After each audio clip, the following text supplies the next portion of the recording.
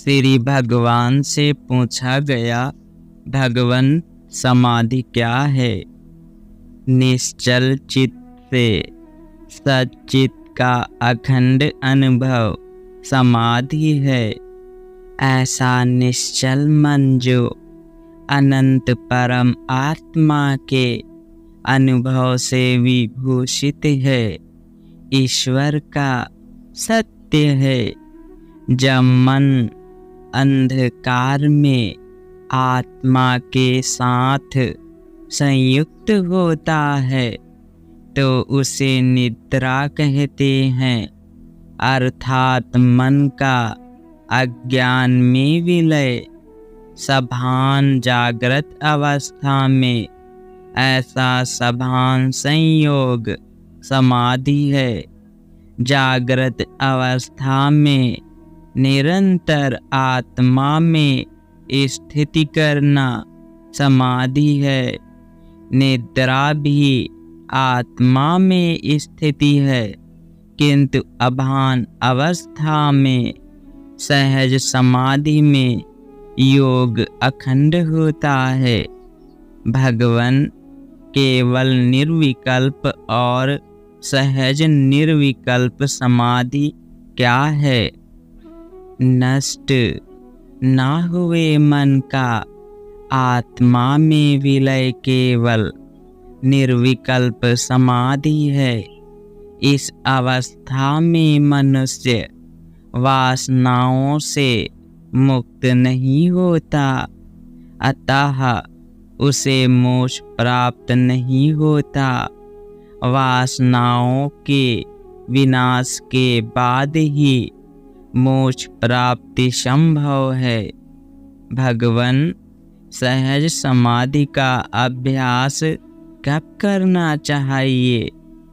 प्रारंभ से ही साधक केवल निर्विकल्प समाधि का अभ्यास कई वर्षों तक करता रहे, फिर भी यदि उसने वासनाओं का उन्मूलन नहीं किया तो उसे मोक्ष प्राप्त नहीं होगा। भगवन कृपया सविकल्प तथा निर्विकल्प का भेद स्पष्ट कीजिए। उच्चतम अवस्था में रहना समाधि है। मन के विक्षोभों के कारण जब वह प्रयत्न के साथ होती है तो सविकल्प है, तथा जब ये विक्षेप नहीं होते तो निर्विकल्प है। अनायास हमेशा मूल स्थिति में रहना सहज समाधि है। तो भगवन सहज के पूर्व निर्विकल्प समाधि को क्या प्राप्त करना अनिवार्य है? सविकल्प या निर्विकल्प समाधियों में से किसी में भी स्थायी रूप से रहना सहज स्थिति है। देह का बोध क्या है? जड़ शरीर तथा चेतना ये दोनों अन्य पूर्ण शुद्ध तथा अपरिवर्तनशील चेतना में रहते हैं, जिसमें देह भान हो या ना हो। यदि मनुष्य शुद्ध चेतना को निरंतर बनाए रखता है तो देह का भान रहे चाहे जाए, उससे क्या फर्क पड़ता है? देह का भान पूर्व अभाव समाधि को अधिक गहरी बनाता है, लेकिन इससे परम सत्य के ज्ञान में कोई फर्क नहीं पड़ता है। भगवन समाधि और तुरीय क्या एक ही है? समाधि, तुरीय, निर्विकल्प इन सब का एक ही अर्थ है। आत्मा के विषय में सभानता तुरीय का परम अर्थ चेतना की चौथी अवस्था है, जो जागृत, स्वप्न, सुषुप्ति की 3 अवस्थाओं से भिन्न है। यह चौथी अवस्था तुरीय शाश्वत है, जिसमें तीनों अवस्थाएं आती जाती रहती हैं। तुरीय में यह भान अविच्छिन्न रूप से बना रहता है कि मन अपने जन्म स्थान अर्थात हृदय में विलीन हो गया है और वहाँ शांत हो गया है। यद्यपि कुछ विचार अब भी आते रहते हैं एवं इंद्रियां अब भी थोड़ी बहुत सक्रिय होती हैं, निर्विकल्प में इंद्रियां पूर्ण रूप से निष्क्रिय होती हैं एवं विचारों का भी पूर्ण अभाव होता है। इसलिए इस अवस्था में शुद्ध चेतना का अनुभव तीव्र तथा आनंदमय होता है। सविकल्प समाधि में तुरीय अवस्था हो सकती है। भगवान नींद तथा तुरीय में अनुभव किए गए आनंद में क्या कोई फर्क है? आनंद भिन्न नहीं होते, आनंद एक ही है। इसमें ब्रह्मा से लेकर निम्न स्तर के पशु तक के सभी प्रकार के जीव जिनका अनुभव करते हैं, उन सभी आनंदों का समावेश है। वह आत्मा का आनंद है। जिस आनंद का अनुभव नींद में अभान अवस्था में होता है, उसी का अनुभव तुरीय अवस्था में सभान अवस्था में होता है। बस इतना ही फर्क है। जागृत अवस्था में जिसका अनुभव होता है वह सोपाधिक आनंद है। भगवान राजयोग का 8वां अंग समाधि है। क्या वह आप कहते हैं वही है? योग में समाधि का अर्थ एक प्रकार का भान रहित ध्यान है और समाधियाँ कई प्रकार की हैं, लेकिन मैं जिसकी बात करता हूँ वह समाधि भिन्न है। इसमें आपके मन में समाधान होता है और आप जब सक्रिय हों तब भी शांत और संतुलित रहते हैं। आप अनुभव करते हैं कि आप आंतरिक सच्चे आत्मा से प्रेरित होकर गतिशील हो रहे हैं। आप सब चिंताओं से, उलझनों से, व्यग्रता से मुक्त होते हैं, क्योंकि आप जानते हैं कि यहाँ आपका कुछ भी नहीं है। आप यह भी जानते हैं कि सब कुछ उस परम शक्ति द्वारा हो रहा है, जिससे आप सभानता पूर्वक एक रूप हैं। भगवान, यदि यह सहज समाधि ही सर्वश्रेष्ठ है तो निर्विकल्प समाधि आवश्यक नहीं है। राजयोग की निर्विकल्प समाधि के कुछ उपयोग हो सकते हैं, लेकिन ज्ञान योग में यह सहज स्थिति, सहज निष्ठा ही स्वयं निर्विकल्प स्थिति है।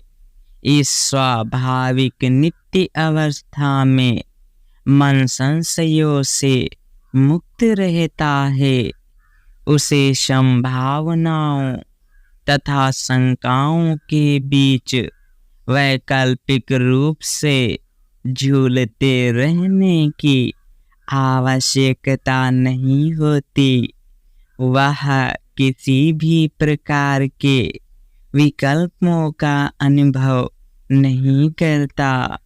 वह सत्य के बारे में आश्वस्त है, क्योंकि उसे उसके अस्तित्व का निरंतर अनुभव होता है।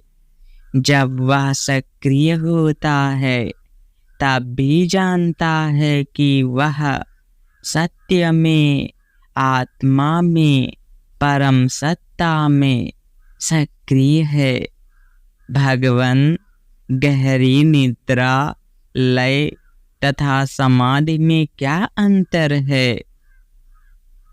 गहरी निद्रा में मन का लय होता है, नाश नहीं। जो लीन होता है वह फिर से प्रकट होता है।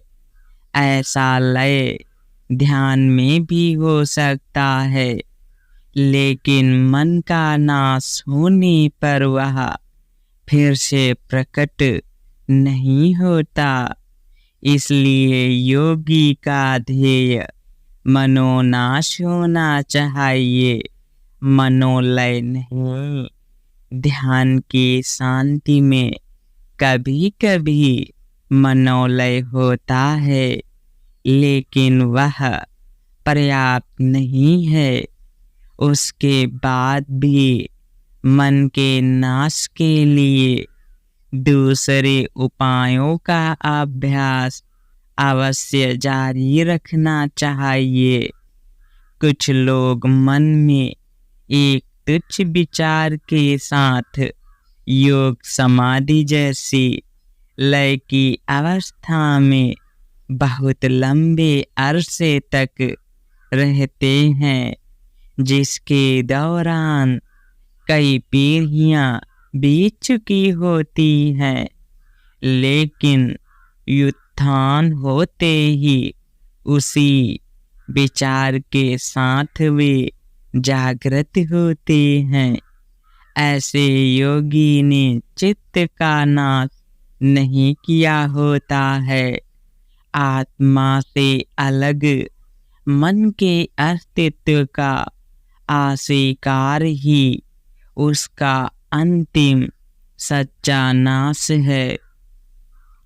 इस समय भी मन नहीं है, इस सत्य का अनुभव कीजिए। अपने आप होने वाले दैनिक व्यवहारों के सिवा इस सत्य का अनुभव अन्य किस प्रकार से किया जा सकता है? जानिए कि इन व्यवहारों को चलाने वाला मन सत्य नहीं है, बल्कि आत्मा से प्रकट हुआ एक असत्य आभास मात्र है। इस तरह मनोनाश किया जाता है। भगवान निर्विकल्प समाधि स्थित योगी पर भौतिक उपद्रवों का प्रभाव पड़ता है। मेरा एवं मेरे मित्र का इस बारे में मतभेद है। आप दोनों सही हैं। आप में से एक केवल समाधि का तथा दूसरा सहज समाधि का उल्लेख कर रहा है। दोनों प्रकारों में मन आत्मा के आनंद में मग्न होता है। केवल के दौरान भौतिक सक्रियता ध्यान करने के लिए उपद्रव कर सकती है, क्योंकि मन का नाश नहीं हुआ, वह अभी जीवित है और गहरी नींद जैसी अवस्था से किसी भी क्षण फिर से सक्रिय हो सकता है। उसकी तुलना कुएं के पानी में पूर्णतया डूबी हुई बाल्टी के साथ की जाती है, जिसे उसके साथ बंधी हुई रस्सी से वापस खींचा जा सकता है। सहज में मन पानी में रस्सी के साथ पूरी तरह डूबी हुई बाल्टी के समान आत्मा में हमेशा के लिए विलीन हो गया होता है। सहज में मन को जगत की ओर खींचने वाला कुछ नहीं बचा होता है। तब उसकी क्रियाएं उस बच्चे के समान होती हैं जो नींद में माता का दूध पीता है, लेकिन उसके बारे में शभान नहीं होता। भगवान, ऐसी अवस्था में मनुष्य जगत में कार्य कैसे कर सकता है? जिसने स्वयं को स्वाभाविक रूप से ध्यान की स्थिति में रखने की आदत दृढ़ बना ली है तथा समाधि के आनंद का सतत अनुभव करता है, वह कोई भी कार्य करते हुए तथा किसी भी प्रकार के विचार करते हुए समाधि अवस्था से च्युत नहीं होता। यह सहज निर्विकल्प समाधि है। सहज निर्विकल्प मनोनाश है, जबकि केवल निर्विकल्प अस्थायी मनोलय मात्र है। जो लय समाधि की अवस्था में होते हैं, उन्हें समय समय पर मन का निग्रह करना पड़ता है।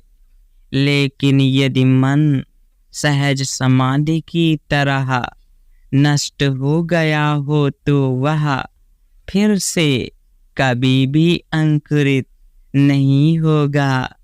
ऐसे पुरुषों द्वारा जो भी किया जाता है वह सिर्फ प्रासंगिक होता है। वे कभी भी अपनी ऊंची अवस्था से च्युत नहीं होते। जो लोग केवल निर्विकल्प अवस्था में होते हैं, वे साधक हैं, सिद्ध नहीं। जो सहज निर्विकल्प अवस्था में हैं, वे वायु रहित स्थान में रहें, दीपक के समान हैं अथवा निस्तरंग सागर की तरह होते हैं, अर्थात उनमें कोई गति चलन नहीं है। वे किसी भी वस्तु को अपने आत्मा से भिन्न नहीं देखते हैं। इस अवस्था को प्राप्त न करने वालों को सब कुछ अपने आप से अलग लगता है। भगवान केवल निर्विकल्प से तथा सहज से योगी सापेक्ष जगत के अनुभव के स्तर पर नीचे उतरता है। तब दोनों का अनुभव समान नहीं हुआ। नीचे आना या ऊपर जाना होता ही नहीं। जो ऊपर नीचे आता जाता है वह सत्य नहीं है। केवल निर्विकल्प में मन की बाल्टी पानी में अस्तित्व रखती है, अतः उसे किसी भी क्षण बाहर निकाला जा सकता है। सहज उस नदी की तरह है जो समुद्र में मिल चुकी है और इसलिए इसे वापस नहीं लाया जा सकता। आप ये सारे प्रश्न क्यों पूछते हैं? अभ्यास तब तक जारी रखिए जब तक आप स्वयं इस अवस्था का अनुभव न कर लें। भगवान, समाधि का क्या उपयोग है? उसमें विचार जीवित रहता है क्या? समाधि ही सत्य को प्रकट कर सकती है। विचार सत्य पर पर्दा डाल देते हैं। इसलिए समाधि से भिन्न किसी भी अन्य अवस्था में सत्य का अनुभव नहीं होता। समाधि में केवल मैं हूँ का अनुभव रहता है, कोई भी अन्य विचार नहीं। मैं हूँ अनुभव निश्चलता का अनुभव है। भगवान, यहाँ रहने पर मुझे जिस समाधि अर्थात निश्चलता का अनुभव होता है उसे मैं कैसे दोहरा सकता हूँ? आपका वर्तमान अनुभव वर्तमान परिस्थिति के प्रभाव के कारण है। इस वातावरण से आप बाहर इसे प्राप्त कर सकते हैं। यह अनुभव रुक रुक कर होने वाला है। वह स्थायी ना बने तब तक अभ्यास आवश्यक है। भगवान, समाधि का अनुभव शांति का, यह निश्चलता का अनुभव है। वह शांत स्वच्छता जो मन की चंचलता से रहित है उसे समाधि कहते हैं।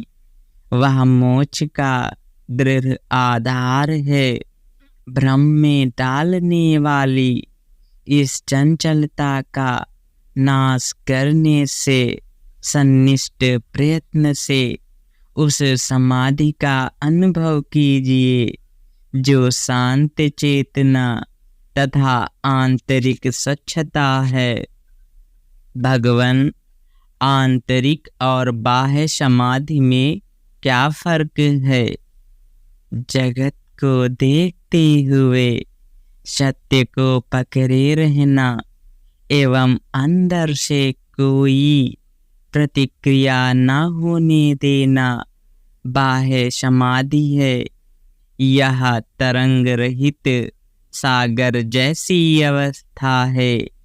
आंतरिक समाधि में देह भान भी लुप्त हो जाता है।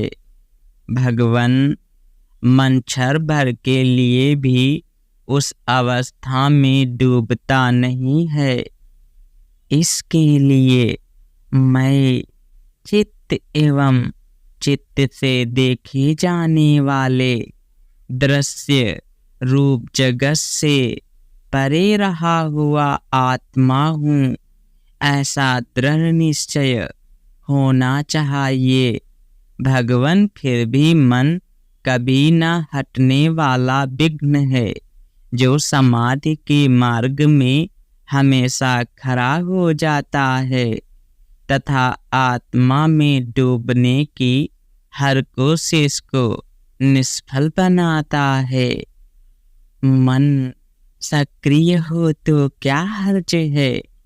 वह आत्मा के अधिष्ठान पर सक्रिय है। मन की सक्रियता के समय भी आत्मा को पकड़े रहिए। निर्विकल्प के बारे में लोगों की तरह तरह की धारणाएं हैं। हमारे वेदांत एवं उपनिषदों की ज्ञान राशि के भंडार समान विद्वान भी यदि निर्विकल्प के बारे में विचित्र विचित्र ख्यालात रखते हो तो क्या फर्क पड़ता है। कुछ योगी प्राणायाम की विशेष अभ्यास से तन मन को शून्य कर देने वाली नींद से भी अधिक गहरी अवस्था में चले जाते हैं, जिससे उन्हें बिल्कुल भान नहीं होता और वे निर्विकल्प के नाम से इसकी महत्ता घोषित करते हैं। कुछ दूसरे लोग सोचते हैं कि एक बार निर्विकल्प में डुबकी लगाने पर मनुष्य कोई दूसरा प्राणी बन जाता है। कुछ अन्य लोग मूर्छा जैसी जगत भान रहित अवस्था में से गुजरने के पश्चात ही निर्विकल्प अवस्था प्राप्त होती है, ऐसा मानते हैं। यह सब इसलिए होता है कि वे इसे बुद्धि की दृष्टि से देखते हैं। निर्विकल्प अनायास निराकार चेतना है, इसमें भय कहाँ है और अपने आप बने रहने में रहस्य भी क्या है, जो भूतकाल में दीर्घ अभ्यास के कारण परिपक्व चित्त हो गए हैं। ऐसे कुछ लोगों के लिए निर्विकल्प स्थिति बाढ़ की तरह अकस्मात आती है, लेकिन दूसरों के लिए वह आध्यात्मिक अभ्यास के दौरान धीरे धीरे आती है। यह अभ्यास अवरोध करने वाले विचारों का क्रमशः क्षय करता है और अहम के शुद्ध पर्दे को प्रकट कर देता है। और भी अधिक अभ्यास इस पर्दे को स्थायी रूप से निरावरण बनाकर पूर्णतया स्पष्ट कर देता है। इसे आत्म साक्षात्कार मुक्ति सहज समाधि कहते हैं, जो हमारी स्वाभाविक अनायास स्थिति है। बाह्य भेदों का न दिखना ही स्थायी निर्विकल्प का लक्षण नहीं है। ऐसा समझना चाहिए कि नष्ट हुए मन में विकल्पों का न उठना ही सच्ची निर्विकल्प अवस्था है। भगवान, जब मन आत्मा में विलीन होने लगता है तो अक्सर भय लगता है। समाधि में प्रवेश करते समय भय का अनुभव तथा शरीर कंपन से बची हुई अहम चेतना के कारण होते हैं, लेकिन जब यह सीमित चेतना पूर्णतया क्षीण होकर नष्ट हो जाती है, तब मनुष्य चैतन्य का अनंत आकाश बनकर रहता है, जिसमें केवल आनंद होता है और भय और कंपन समाप्त हो जाते हैं। भगवान, क्या समाधि आनंदमय या अतिशय सुख की अवस्था है? खुद समाधि में केवल पूर्ण शांति होती है। समाधि के अंत में चित्त जब पुनर्जीवित होता है, तब समाधि की शांति की स्मृति के साथ आनंद उत्पन्न होता है। भक्ति में यह आनंद शुरू में होता है, जो आंसुओं, रोमांच और गदगद कंठ होने के रूप में प्रकट होता है।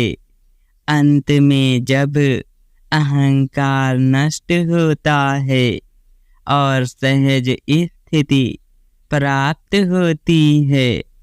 तब भावावेश के ये चिन्ह तथा आनंद समाप्त हो जाते हैं। भगवान, समाधि लगने पर मनुष्य को सिद्धियां भी मिलती हैं या नहीं? सिद्धियों के प्रदर्शन के लिए उन्हें देखने वाले दूसरे अवश्य होने चाहिए। इसका अर्थ यह हुआ कि जो सिद्धि प्रदर्शन करता है उसमें ज्ञान नहीं है, इसलिए सिद्धियों के बारे में विचार करना ठीक नहीं है। ज्ञान प्राप्ति को ही लक्ष्य मानकर उसे प्राप्त करना चाहिए। भगवान, मुंडकोपनिषद में कहा गया है कि योग की अंतिम 8वीं भूमिका समाधि प्राप्त न हो तब तक मुक्ति नहीं मिलती, चाहे कोई कितना ही ध्यान या तप करे। क्या यह सच है? ठीक से समझा जाए तो ये सब एक हैं। आप उसे ध्यान, तप, समाधि या और कुछ कह लीजिए, उससे कोई फर्क नहीं पड़ता। जो तैल धरावत, निरंतर तथा स्थिर हो वह तप, ध्यान, समाधि है।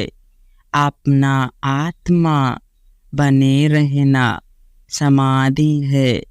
भगवान, लेकिन मुंडकोपनिषद में कहा गया है कि मुक्ति से पूर्व समाधि आवश्यक है।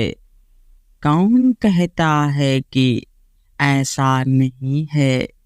केवल मुंडकोपनिषद में ही नहीं, सभी प्राचीन ग्रंथों में भी ऐसा लिखा है।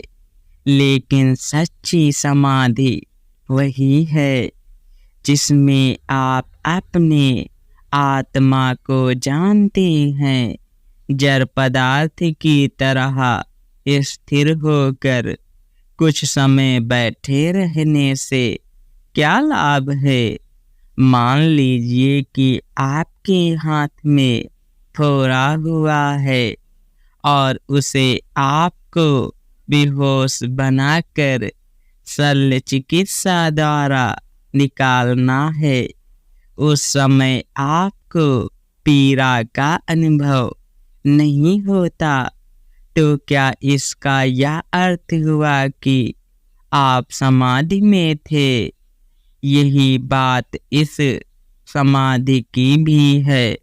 मनुष्य को जानना चाहिए कि समाधि क्या है और आप उसे अपने आत्मा को जाने बिना कैसे जान सकते हैं? यदि आत्मा को जाना जाए तो समाधि भी अपने आप जान ली जाएगी। समाधि मनुष्य की स्वाभाविक अवस्था है। वह जागृत, स्वप्न, सुषुप्ति ये 3 अवस्थाओं के दौरान निरंतर बहने वाला आंतर प्रवाह है। इन 3 अवस्थाओं में आत्मा नहीं है। ये 3 अवस्थाएं आत्मा में हैं। यदि हम जागृत अवस्था में समाधि प्राप्त करें तो वह गहरी नींद में भी बनी रहेगी। चेतना और अचेतना का भेद मन के क्षेत्र में होता है। आत्मा की सच्ची अवस्था मन से परे है।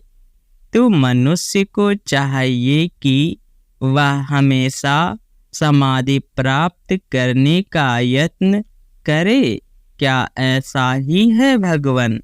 ज्ञानी कहते हैं कि संतुलन की निरअहंकार स्थिति मौन समाधि है तथा ज्ञान की पराकाष्ठा है। जब तक मनुष्य जिसमें स्वयं निरअहंकार सत्य स्वरूप होता है ऐसी मौन समाधि प्राप्त न कर ले, तब तक उसे अहंकार के नाश को अपना लक्ष्य बनाना चाहिए। हरिओम तत्सत।